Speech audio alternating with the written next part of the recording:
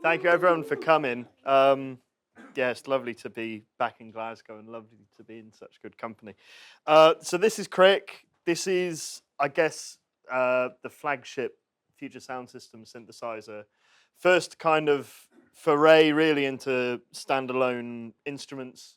And I kind of put this together with a thought that it would be like a no compromise, fully analog.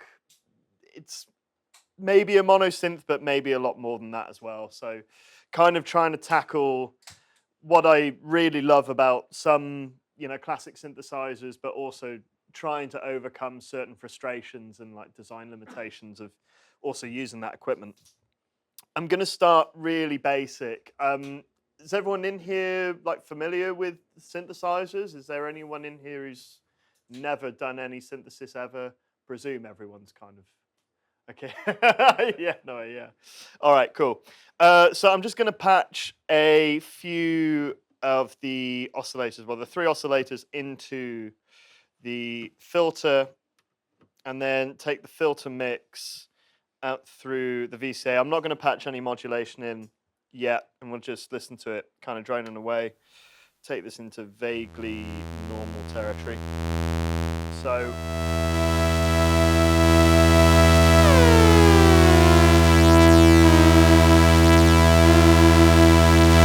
that's just listening to these three oscillators patch through the filter.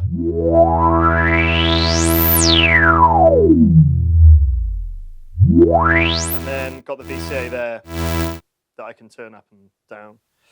I'll patch a couple of the function generators as well, one into the cutoff and one into the VCA. So if I then run this, there we go.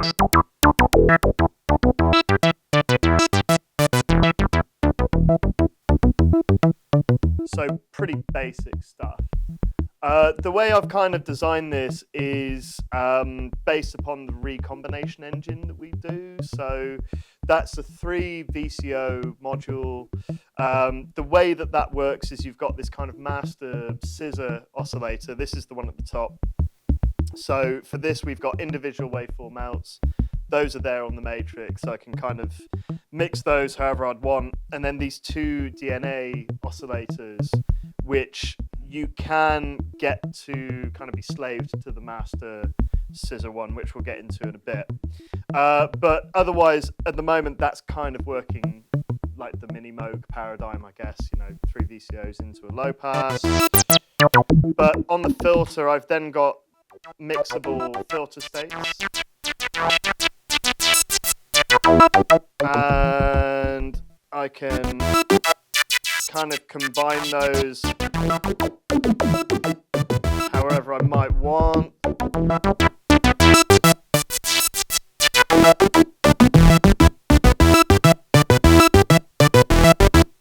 So that's nice and easy.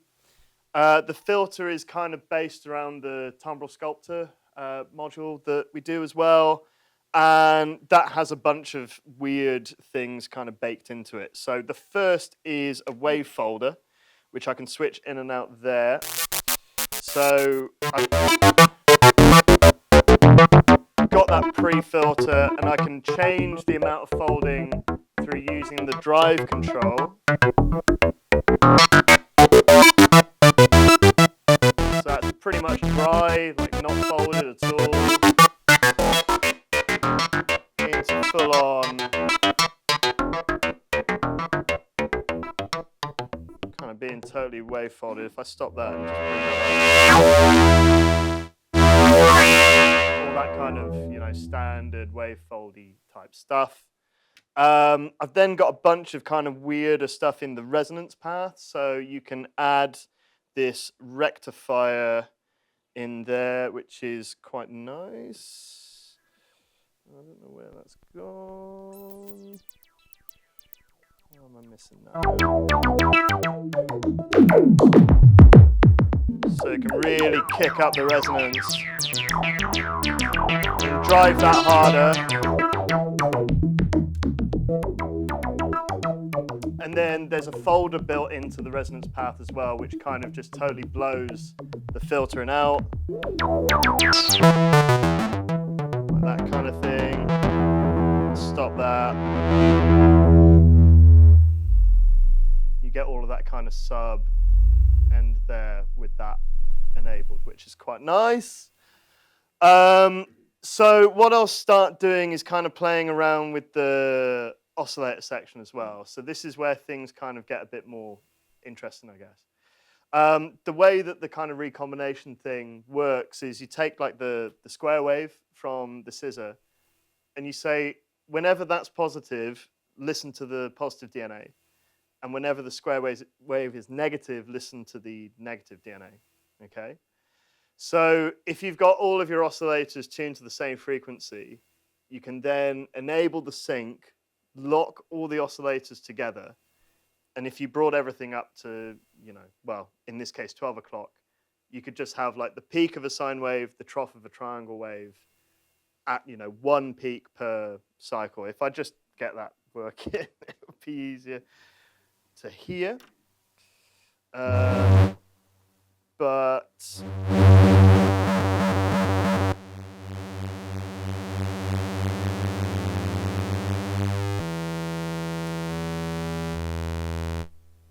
so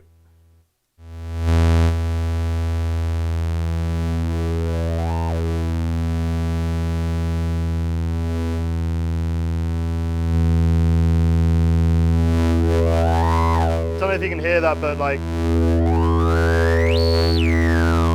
what you've got there is like the two oscillators being synced with that pulse wave, which gives you all this kind of like Foreman-y type stuff.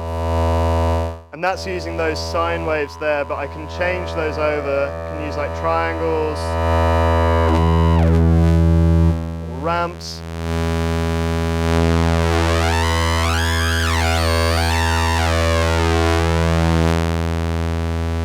And then I can also enable this skew, which sends the shape control to the two oscillators. So you're kind of offsetting what those two oscillators are doing based on the pulse width, okay?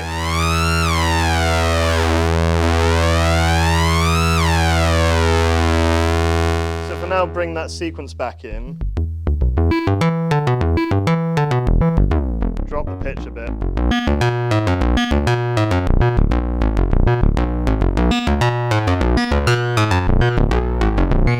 Just changing that pulse width control, you get all of that nice like extra harmonic stuff at the top.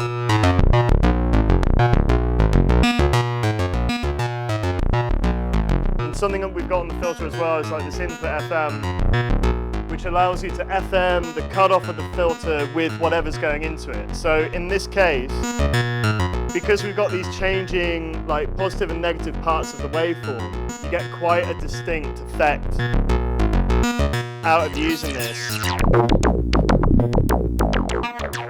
So just let that drone on again.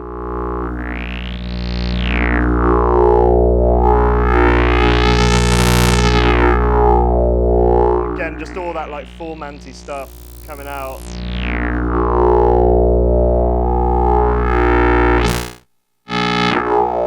So that's with the band pass now.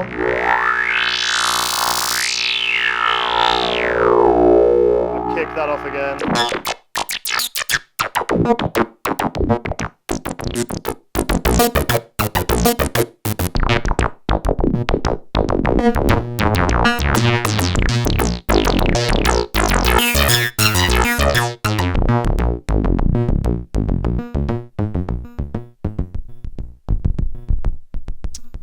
Cool. So I can also bring in some more modulation from these function generators. These are all tied to kind of the global gate input. But these are normaled up here. I can break that global gate connection. So if you just keep an eye on these two LEDs, I've just cancelled the fourth one and I've cancelled the third one just by plugging this like dummy jack in, yeah? So that allows me now to cycle these completely freely. They're not going to be like synced to the global gate input. And I can take, number 3 out to the shape. And remember that shape control is skewing the frequencies of the 2 DNA oscillators, right?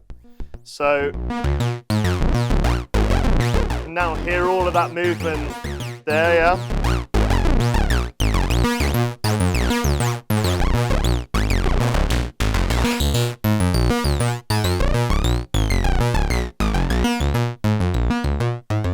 But again, because that's synced to the scissor oscillator, what you can think of as a master, you've still got that actual like fundamental pitch. If I turn the sync off, you start to get like instability where you're not resetting the waveforms based on where you're switching between them. And if I turn off the switching, bring the level up, now just got 2 freewheeling oscillators going up and down in pitch.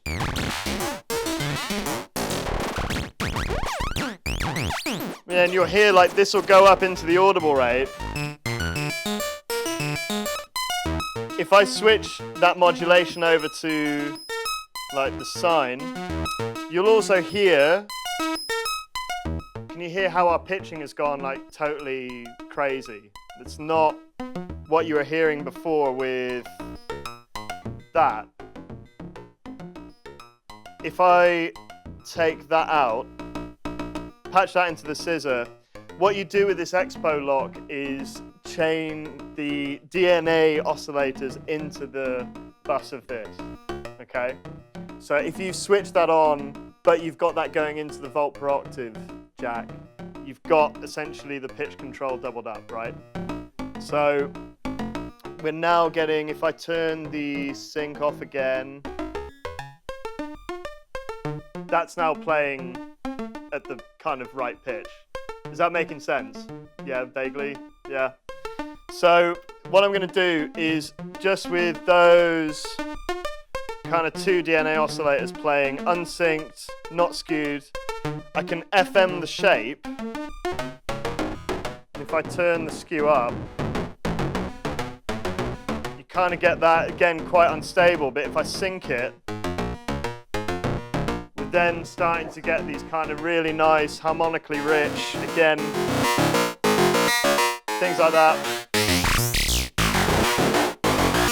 You can get really into like this nice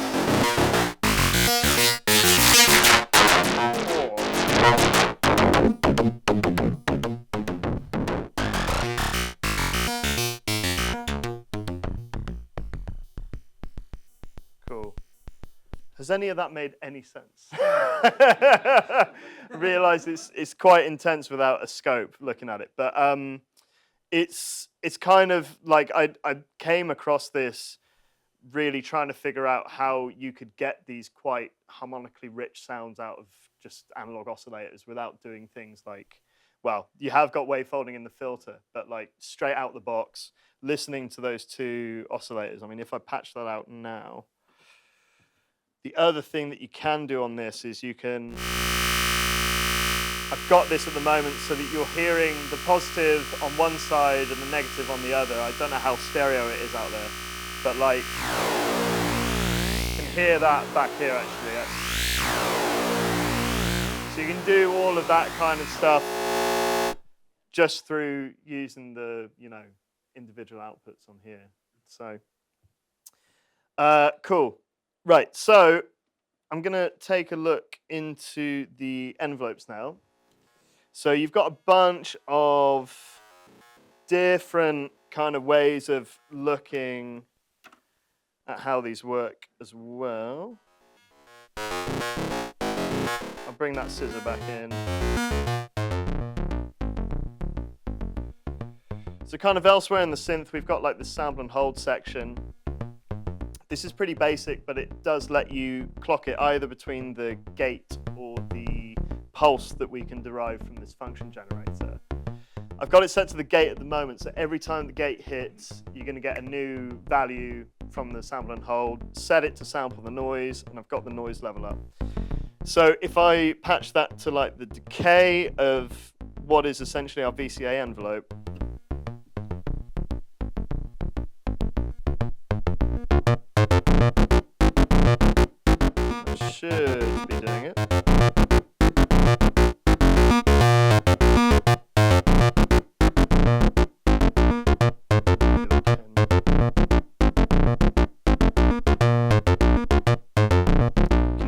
kind of getting those like held notes. If I take that out of sustain mode, here that's really wild then. We're kind of almost just getting the odd note here and there. So we can apply that as well to the filter envelope, but do the inverse. So every time that the VCA goes long, we'll get the VCF going short, and vice versa. And rein that in a bit.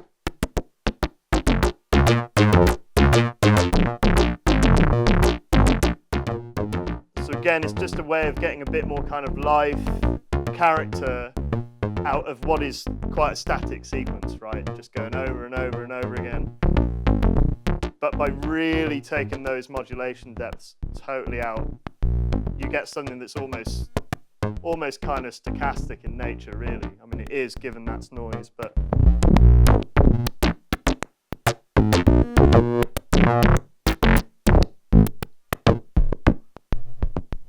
cool. Is everyone following so far? Vaguely, yeah, ish. Okay, cool. All right. So that's kind of like doing the real basic synthesis things on this.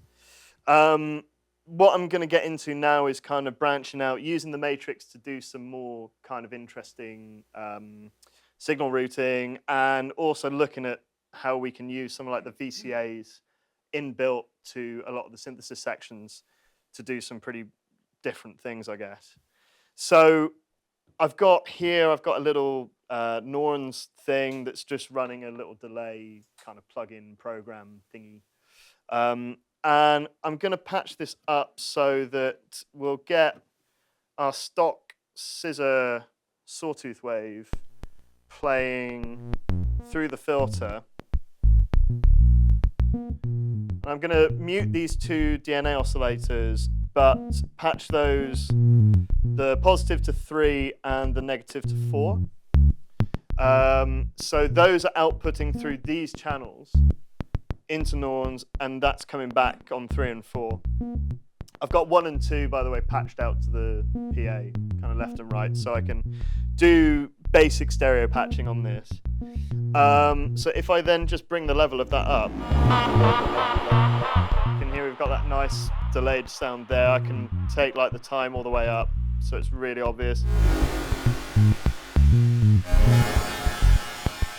That kind of thing. There's also a load of reverb in this as well. It's just, you know, ambient central, really. So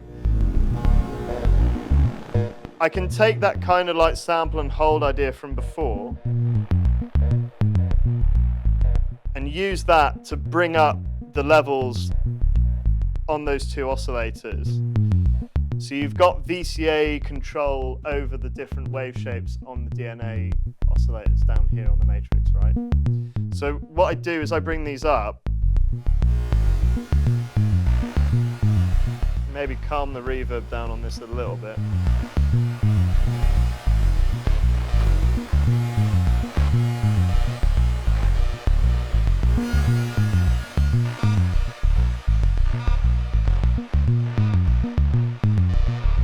Here we're just getting that bed of like almost kind of randomized notes.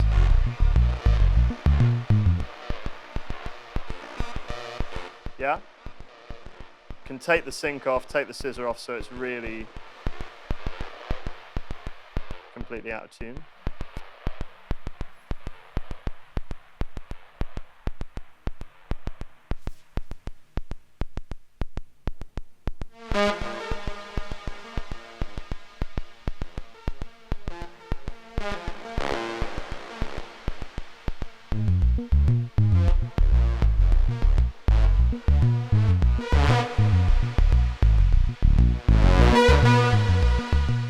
So what I'm going to do now is I'm going to use one of the, well, another channel from this sequencer and plug that into the positive DNA there.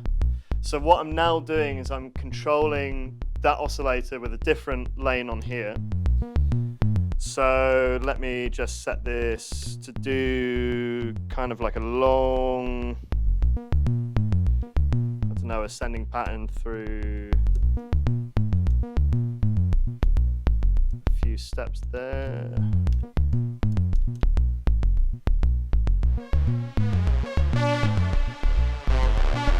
Take the expo lock off so we're no longer following the pitch, yeah, of the scissor.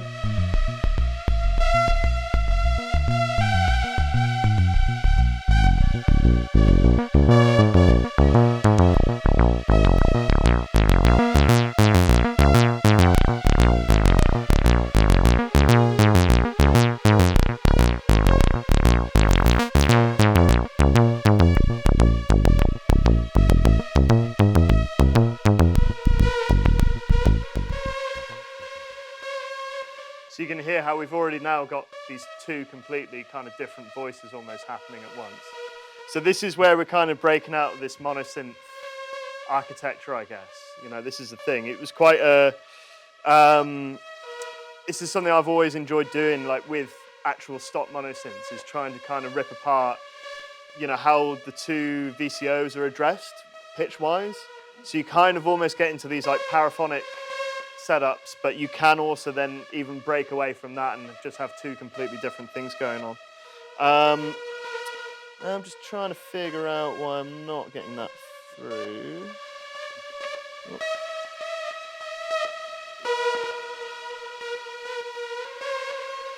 Just stick it both in there.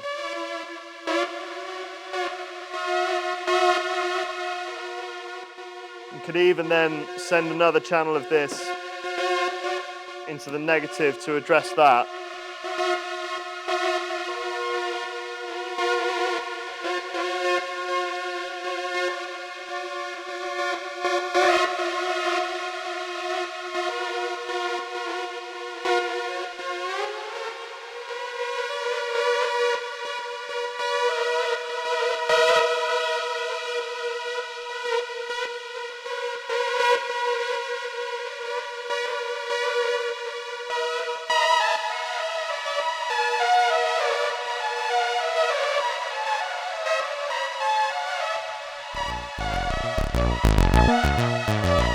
Stick the pulse wave into the filter and then get the third function generator to modulate that. Bring up the level.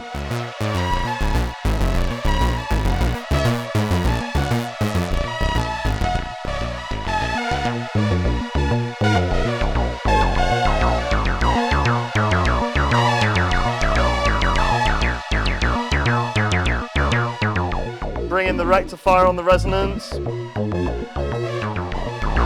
and the folder.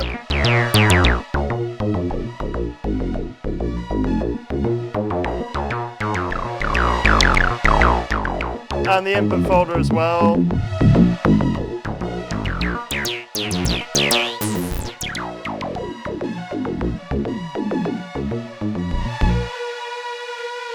So yeah, that's kind of how, you know, I really enjoy using this now, is that it, you know, you can take kind of one patch and then think, right, I want to add another musical element to this. I've got the sequencing. Well, how can I do it with the same synth? Oh, right, okay, yeah, I can. And having, you know, just even some effects on the side of it, it really brings the thing to life. You can kind of, the other thing that I really made sure with this design is that you can kind of interface this with anything audio-wise. I don't know how many people here have had this trouble, but like you've got great synth, great effects, just completely different level standards. So you know, plug the synth into the pedal, the pedal's clipping. So you've got to turn the synth all the way down, and then the pedal's really noisy, you know, all that kind of stuff. So I've kind of tried to engineer this to be as flexible as possible. You know, I've used this with just standard guitar pedals. I've used it with this thing, which, as far as I'm aware, is just standard line level. This also talks to Eurorack perfectly fine. So all the ins and outs are DC coupled. You can send control out of this. You know, any of the function generators, I could patch that into any of the outputs, take it out of the mini jack, and it'd be fine. At the back, the outputs are all TRS, fully balanced. So it really has just kind of been designed with that in mind. You know, I can plug this into anything and it will just start talking. You know, might have to turn the level down a little bit because I might be clipping whatever I'm going into, but otherwise, it's kind of all good.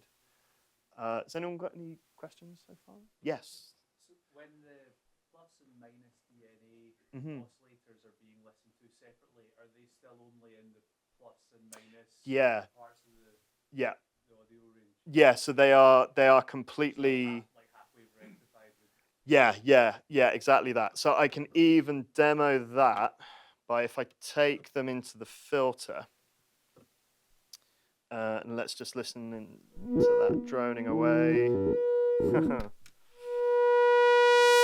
So if I take both of these all the way down in pitch.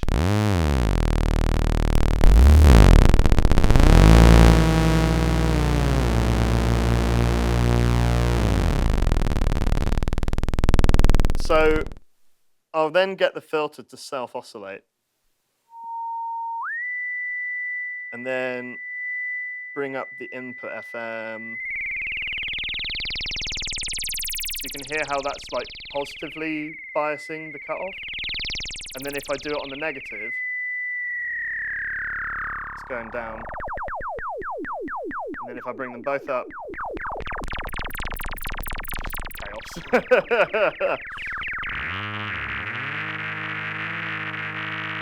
But that can be quite interesting when you use them kind of like freewheeling, because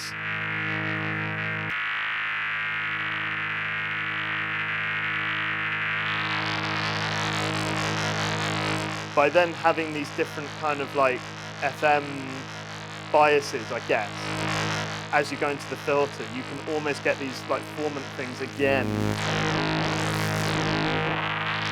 just by playing with the kind of level and the offset of those waveforms. Do you see what I mean? Ish. Yeah.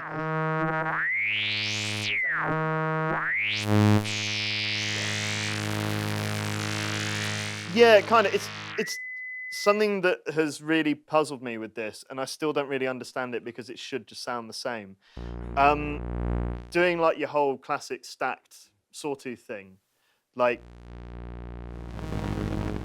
on here,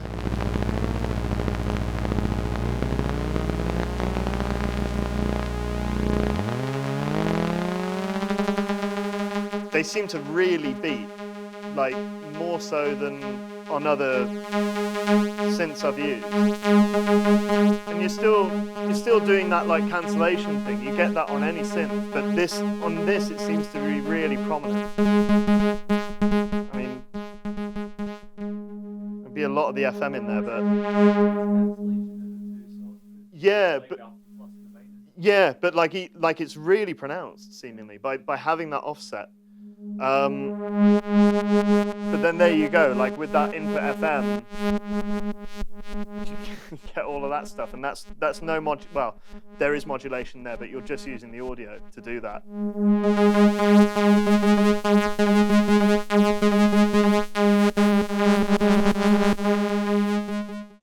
Cool. Okay, so yeah, going a bit deeper into that as well, actually talking about like the filter FM and all that, because that's dependent on what you're feeding into it. You can kind of say AM, those DNA oscillators going in. So if I let's take 3 and 4 of the function generators, get those cycling,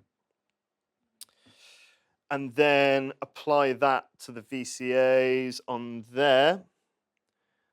And then, what have I missed? So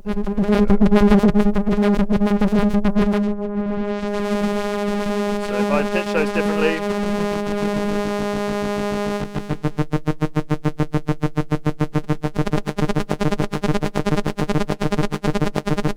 and then start FMing the filter again, you can get some really kind of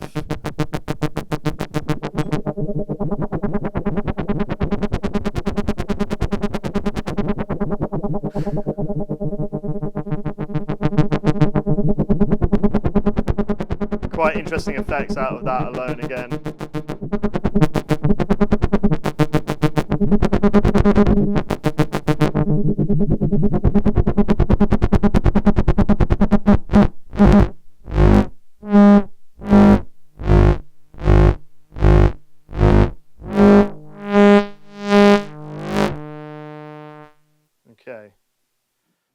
any other questions before I start getting carried away? Yes. Just a nomenclature question. Yeah. Can you explain the scissor and DNA nomenclature? Yeah. So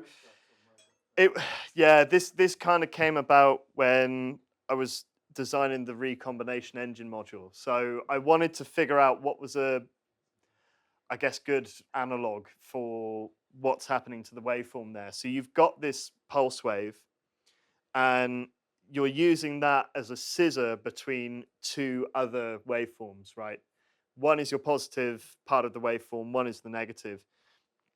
And there's this mad thing in genetics called recombination, where they use some kind of protein to actually cut through DNA. I'm saying protein, I've got no idea. It might be, if there's any geneticists watching this on YouTube afterwards, they're probably going to go mad in the comments. But yeah, it's this whole idea that you have, this is the DNA of your sound. You start with the oscillators and you work from there. So if you're kind of cutting between these oscillators, it works a little bit like this whole recombination thing. But just if you forget the DNA thing and forget the scissor thing, just call it like master, positive slave, negative slave. It's the same thing. This is just a little bit fancier. But yeah. Was there anything else, Tom? That's what that is, but What what does it do? does it do? Yeah, so what are the benefits of taking two different waveforms and slicing them together? It's, What would you say is it create? What does that create? you have kind of full control over what you get in terms of harmonic patterns out of it. So how people use FM to get these very harmonically rich sounds, and people use wave folding to get very harmonically rich sounds. This is another way of doing that, but with potentially a little bit more control maybe than something like wave folding, where you just stick the thing through the folder and you can bias it, you can change the level of it. With this, you can change the level of both the positive and the negative separately. You can change how, if I just get this playing again, I'll do that trick of panning the positive and the negative left and right.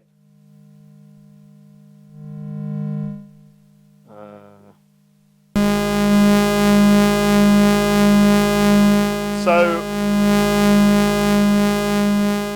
that's with the oscillators just free running. There's no sync there. So what you're doing is you're kind of AMing the DNA oscillators with the pulse of the scissor, if that makes sense. So you can hear all of that kind of beating, right? If I then sync it, you're locking the DNA oscillators into the transients of the pulse wave. So now if I change the frequencies, you keep the fundamental of the sound, of the tone, but you've got all of this interesting, like, almost like throat singing-esque stuff above it from the two DNA oscillators. Is that making better sense? So I can even do that. I mean, if I turn the scissor low frequency, that'll probably give you a better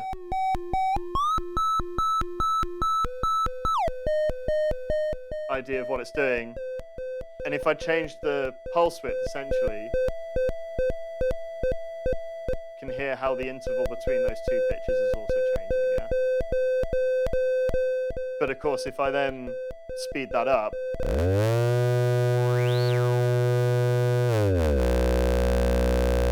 you're getting all of that kind of nice stuff.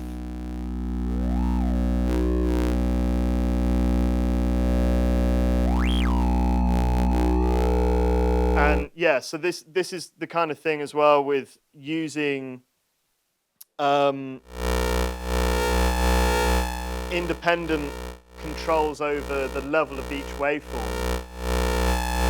You can use modulation then to kind of get all of this animation from what you might feed into your filters, what you might feed into effects.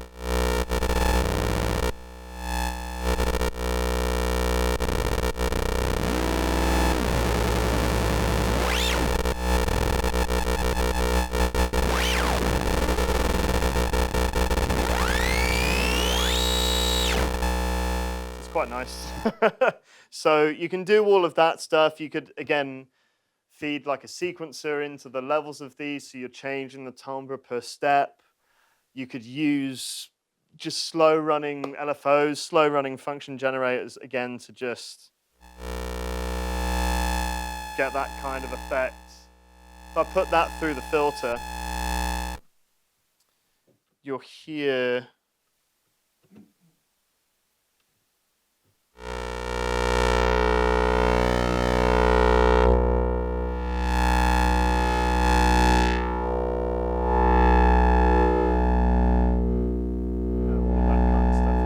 I can change the fundamental pitch just by changing the pitch of the scissor. So you're still keeping a sense of this was the really important thing for me, is like, yeah, you've got all of this like mad harmonic stuff, but you know, with FM you can quite easily lose your sense of there being a fundamental. If you go crazy with like the modulation index, you just end up with such a harmonically rich sound that you've got no sense of actual bass pitch. With this, you kind of always keep that because of the syncing there. I mean, we can even start doing things like FMing, I don't know, using the scissor to FM the frequency of the 2 DNA oscillators.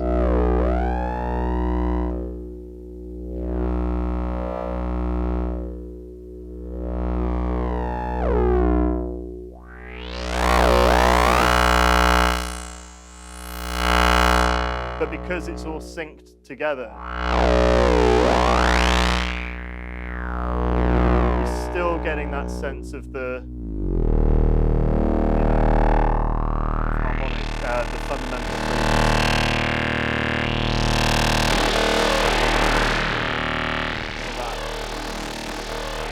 Yeah? Is that making sense? Cool. Any other questions so far? Yes. I was going to ask about the function generators. Cool. You probably know this. Yeah. Do they loop and kind of go up to audio rate? Yes. So that's what I was about to show. We've got 4 of these function generators. You can use these as envelopes. You can cycle them so that you kind of get like an LFO behavior with them. The first 2, you've got independent control over the attack and decay. And then the 3rd and 4th, you've just got a rate modulation, which kind of sends the same modulation to both the attack and decay. Yeah. So what we can do is let's keep those dummy jacks in, but we're actually going to listen to 3 and 4. I'll pan them again so we've got a bit of separation. And I'll take them all the way up. And this is probably going to sound quite horrible. Yeah, there we go. Lovely. So you get very high, well, about 4K triangle wave at the minimum time. So then changing the attack time, I'm essentially forming then a ramp because I've still got that really quick decay, but I've extended the attack, yeah. And then likewise, if I do the same with the decay, I'm then getting a negative going sawtooth. Is that making sense? Yeah? Cool. What's really nice about these is that the attack will kind of work like a subdivider if you trigger it from any kind of repeating pulse wave. So what I'm going to do here is I'm going to take those off of cycle, leave them in attack decay, but actually trigger them from the pulse wave of the scissor. And if I bring the level back up, if I change the frequency of the scissor oscillator, you'll hear the function generators changing in frequency, right? But then if I just change the attack time of the 3rd one,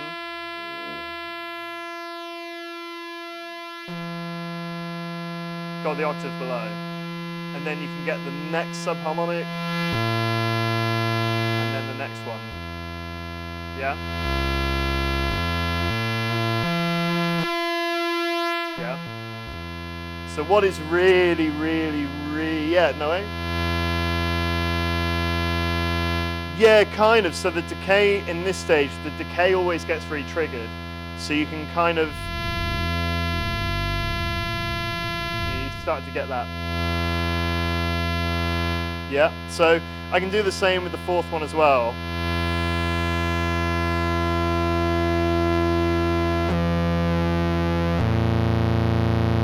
Yeah. So now if I change the frequency of the scissor, because these are independent of this, get all that kind of like engine revving stuff. Exactly. If I turn the sequencer back on, oh, and yeah, reconnect it.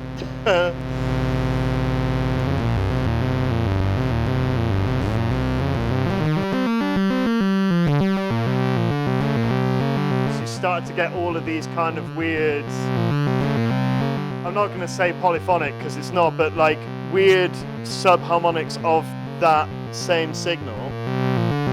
The nice trick here is that I can then take the scissor, let's put it through the filter because it's just nice to do that.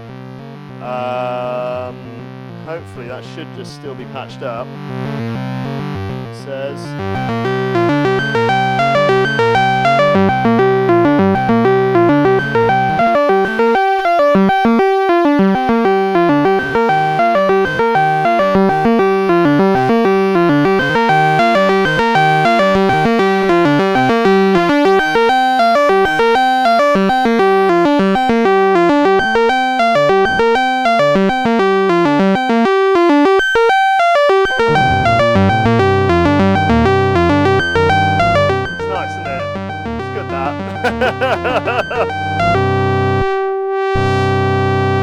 Oh no!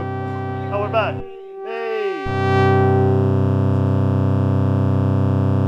Generators that allow that to happen, or is that something that can be done with? You should be able to do that with most of them. Some of them do behave in different ways. So like I kind of really obsessed over like keeping the attack stage really, don't know what you'd call it, clean maybe, so that you can, you know, no matter really what you hit it with, it's going to subdivide. There are moments in that where like you get this kind of almost noise or jitter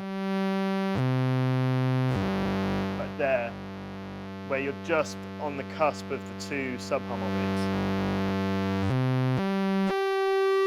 But otherwise just making sure that it will always subdivide, essentially.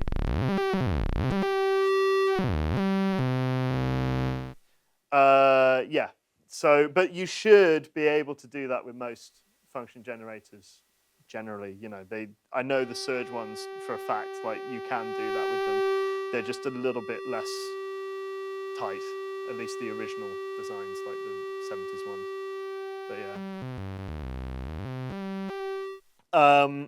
What's also nice about this is you've got variable shapes, so you probably won't hear it doing this. Just a little bit. But you can change individually the attack and decay slopes between linear and then exponential and logarithmic. So if I just get the filter envelope to cycle, I've actually already got the decay on exponential, and that gives it that really like sharp kind of, you know, very quick, snappy decay. If I change that to linear, it's more of a just, well, linear ramp, and then logarithmic, kind of open for longer before decaying off.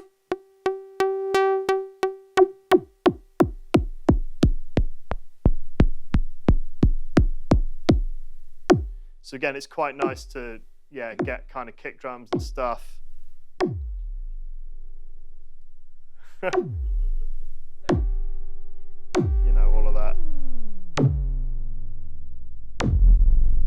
It's nice. That's all right. So that's the nice thing with this, is you've also got these pulse outputs from each function generator, and you can tie those together with the subdividing bit of the attack stages, right?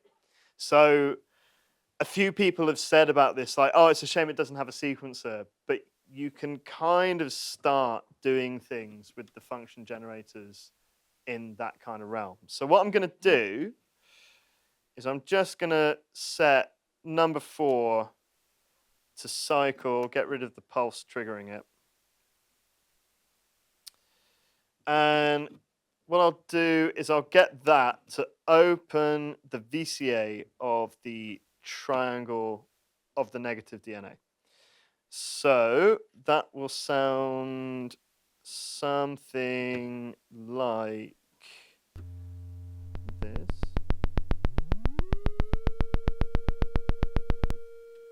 Don't listen to that, that's going in there. That pin's a bit worn out. There we go. So nice and simple. And then another trick on this, just get the noise to modulate the frequency of that. You start to get that kind of thing, which is quite nice because you can kind of pitch the like band of noise that you've got.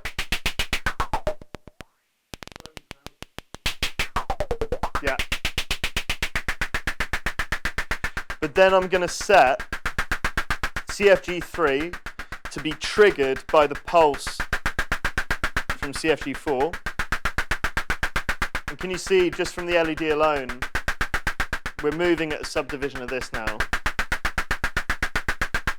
But then I'll use the end of decay pulse to then trigger CFG1, okay?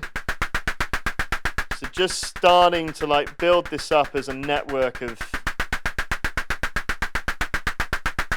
things, essentially. So let's listen to that.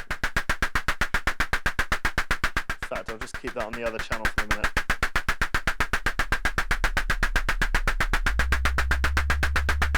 And then take the slope of the CFG. That's great, isn't it?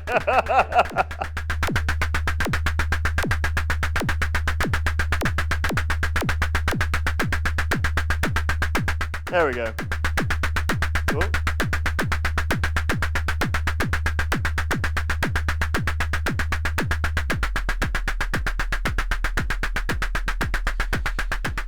And I can also then get CFG2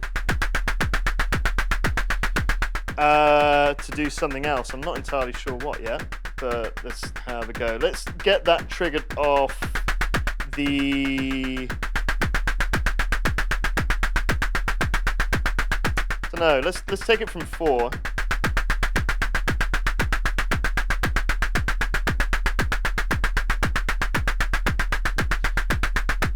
And then let's get that to modulate the VCA.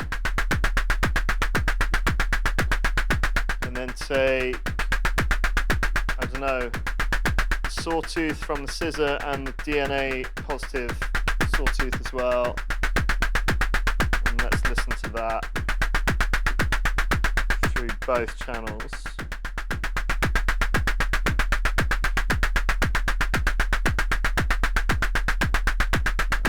Have I got that modulating?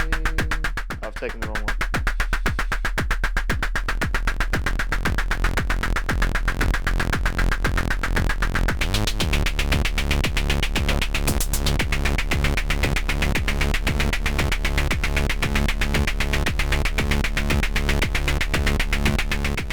So that's all, that's no external sequencing, get rid of that. This is now just the Cric essentially playing itself. I mean, I can even essentially stop the, there we go.